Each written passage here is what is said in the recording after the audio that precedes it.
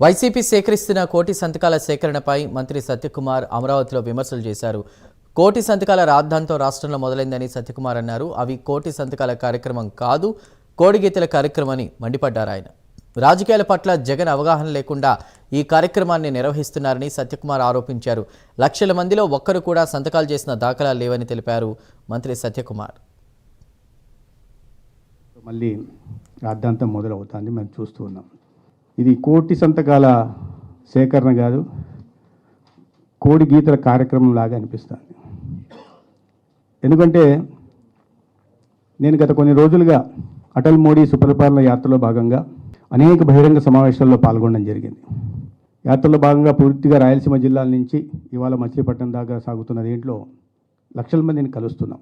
అడుగుతున్న నేపథ్యంలో, వెళ్ళిన నేపథ్యంలో బహిరంగ సమావేశాల్లో కూడా నేను అడగడం జరిగింది. 5,000 మంది 6,000 మంది ఉన్న చోట అడిగాను. ఇవాళ వైసీపీ పార్టీ జగన్మోహన్ రెడ్డి గారి నాయకత్వంలో సంతకాల సేకరణ చేస్తోంది.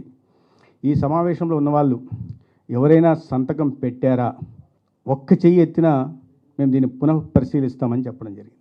ఒక్కటంటే ఒక చెయ్యి, ఇన్ని వేల మందిలో ఒక చెయ్యి లేయలేదు. పెట్టి కుడి చెయ్యి ఎడం చెయ్యి వాచిపోతున్నాయి మా కార్యకర్తలకు అని చెప్తున్నారు. మరి ఇది పరిస్థితి. కోటి సంతకాలు చేయిస్తున్నామని ఎవరిని మభ్యపెట్టే ప్రయత్నం జగన్మోహన్ రెడ్డి గారు చేస్తున్నారో నాకు అర్థం కాదు.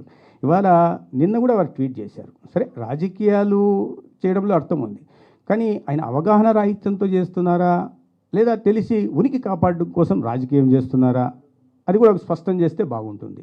నిన్న కూడా సంతకాలు